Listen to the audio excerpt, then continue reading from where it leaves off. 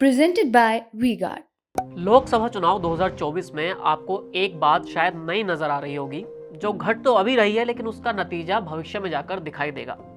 Bharatiya Janata party इस बार उत्तर के साथ साथ दक्षिण पर भी ज्यादा फोकस कर रही है और यही वजह है कि प्रधानमंत्री नरेंद्र मोदी की लगभग हर दूसरी या तीसरी रैली दक्षिण में ही हो रही है।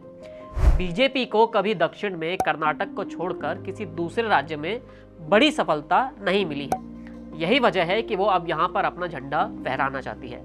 लेकिन शायद आपको ना मालूम हो कि इसी दक्षिण के एक राज्य की वजह से कभी भारतीय जनता पार्टी की केंद्र की सरकार गिर गई थी और अटल बिहारी वाजपेयी को प्रधानमंत्री पद से इस्तीफा देना पड़ा था।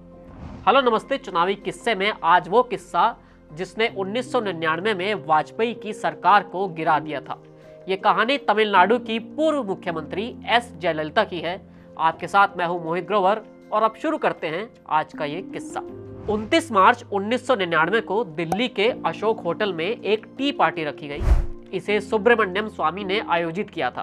पार्टी की गेस्ट ऑफ ऑनर तब की कांग्रेस अध्यक्ष सोनिया गांधी थी। विपक्षी नेताओं की इस पार्टी में तब सरकार का हिस्सा रही जे जयललिता भी आई थी। इस चाय पार्टी के 2 हफ्ते बाद केंद्र की वाजपेयी सरकार गिर गई थी। ये क्यों और कैसे हुआ, इसके लिए थोड़ा रिवाइंड में जाना पड़ेगा। तमिलनाडु में डीएमके और एआईडीएमके में भरपूर दुश्मनी रहती है। जयललिता जब पहली बार मुख्यमंत्री बनी तो उन्होंने राज्य में डीएमके से अलग एक नया ऑप्शन दे दिया, लेकिन 1996 के चुनाव में उनकी पार्टी को करारी हार मिली थी और सिर्फ 4 सीटों पर ही ये पार्टी सिमट गई थी। कमाल ये था कि खुद जयललिता भी ये चुनाव हार गई थी। जब राज्य में इसी के बाद डीएमके की सरकार आई तो जयललिता पर कई तरह के केस कर दिए गए। वो जेल भी गई और जब 1 महीने के बाद वो जेल से बाहर आई तो उन्होंने राज्य के साथ साथ केंद्र की राजनीति पर भी फोकस किया। भले ही तब राज्य में जयललिता की सरकार नहीं थी, लेकिन 1998 के चुनाव में उनकी पार्टी के पास 18 सांसद जरूर थे। यही वो समय था जब केंद्र में भाजपा को एक साथी की जरूरत थी। 13 दिनों की सरकार चलाने के बाद अटल बिहारी वाजपेयी को जब दोबारा सरकार बनाने का मौका मिला तब भी उनके पास कोई बहुमत नहीं था। 1999 में वाजपेयी ने दूसरी बार प्रधानमंत्री पद की शपथ ली। जयललिता ने उनकी पार्टी को इसके लिए समर्थन भी दिया। अब हाल ये था कि अगर कोई भी पार्टी वाजपेयी सरकार से अपना समर्थन वापस ले लेती तो वो सरकार तभी गिर जाती। जयललिता ने जब भाजपा को समर्थन दिया तब उनके सामने कुछ शर्तें भी रख दी। पहली शर्त तो यही थी कि करुणानिधि की सरकार ने उन पर जो केस लगाए हैं उन्हें वापस ले लिया जाए। दूसरा कि तमिलनाडु की सरकार को तुरंत बर्खास्त कर दिया जाए। वाजपेयी ऐसे नेता नहीं थे कि किसी राज्य सरकार को ऐसे ही बर्खास्त कर दे।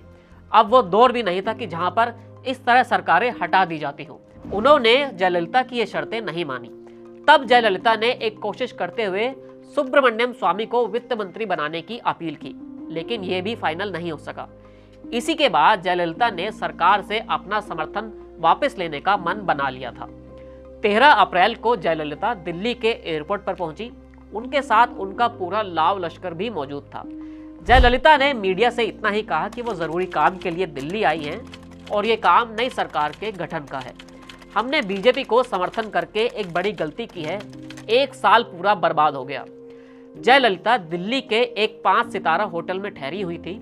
उनके लिए एक बड़ा सा सूट बुक किया गया था जिसका किराया तब 25,000 रुपए प्रति दिन का था। तब की मीडिया रिपोर्ट्स बताती हैं कि जयललिता अपने 48 सूटकेस के साथ दिल्ली आई थी। फ्लोर के 5 कमरे बुक थे और पूरा फ्लोर रिजर्व रखा गया था। दरअसल जयललिता जहां भी जाती थी वहां उनका सामान पहले ही पहुंच जाता था। तमाम कपड़ों से लेकर बेडशीट तक, तौलिए से लेकर बाकी सभी सामान तक, सब कुछ उनके काफिले के साथ चलता था और इसी वजह से ये 48 सूटकेस उनके साथ आए थे। जयललिता सिर्फ 2 से 3 दिन के लिए यहाँ पर रुकी थी। दिल्ली आने के बाद उन्होंने छोटी पार्टियों के नेताओं से मुलाकात की। इसी दौरे पर उन्होंने सुब्रमण्यम स्वामी की चाय पार्टी में हिस्सा भी लिया और फिर राष्ट्रपति से मिलकर वाजपेयी सरकार से समर्थन वापस भी ले लिया। इसके अगले दिन यानी 17 अप्रैल को वाजपेयी की 13 महीने की सरकार सिर्फ 1 वोट से गिर गई थी। इस एक वोट से जुड़ा हुआ किस्सा हमने आपको पहले भी चुनावी किस्से में बताया है। वाजपेयी सरकार और जे जयललिता से जुड़े इस किस्से में इतना ही।